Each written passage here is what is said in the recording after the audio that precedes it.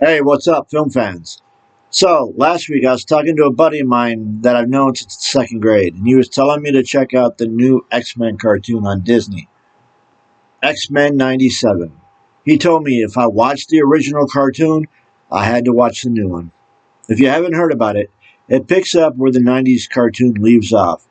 Professor X has just been killed, and the X-Men have to find a way to pick up the pieces and carry on without their mentor, their father figure, the man who's always been there for them.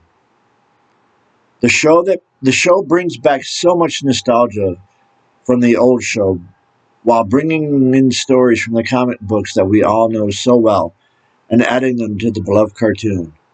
As soon as the all too familiar theme song plays, I'm taken back to my college days as the show ran the full length of my college years, 91 to 96. Yes, I was an adult, but who cares? I was still young. I loved it. I still love it. This show has the exact same feel, the exact same look. It's like it never went away. The story continues and has the same past as it did before, which gives it consistency, which not makes it just great for the young viewers, but for those of us that watched it before. They've brought back so many of the old characters: Cyclops, Jean Grey, Wolverine, Rogue, Magneto, Beast, Jubilee, and my two favorites, Gambit and Nightcrawler. And not just the characters, but some of the original voice actors as well to complete the resurgence of the show.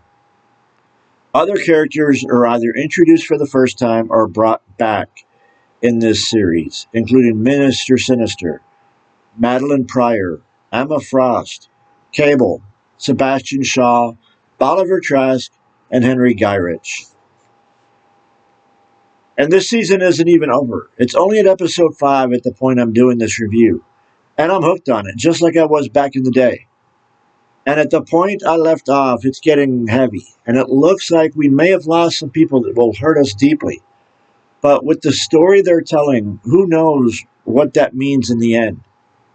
I'm very interested and excited to see where they are headed at this point.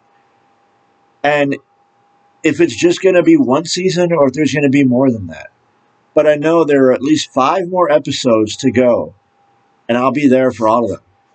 This show is pretty much it's a tribute to the X-Men more than anything else, as it's bringing back and reintroducing stories to a new generation and giving back to a generation that had already loved where it came from.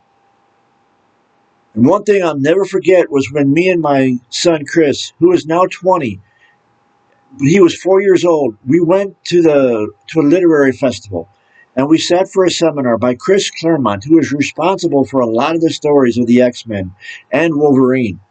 And then we got to sit and just talk to Chris for about 20 minutes about his work and his history. This was an amazing time for us, as we love the X-Men. Thanks for joining me. And if you haven't done so already, please subscribe to the show and hit that like button. And don't forget to ring the notification bell so you'll know when the next review is posted. And if you have a suggestion for a film to review, leave it in the comments and I'll add it to the list, as I want to know what you want to watch. And if you have a favorite X-Men, put it in the comments. Like I said, I'll tell you my 3 favorites: Gambit, Nightcrawler, and Wolverine. Those are my 3 favorite X-Men. I want to know yours. And if you also have a favorite version of the X-Men, put that in the comments as well. And as always, take care of yourself, be good to the ones you love, and I'll catch you later.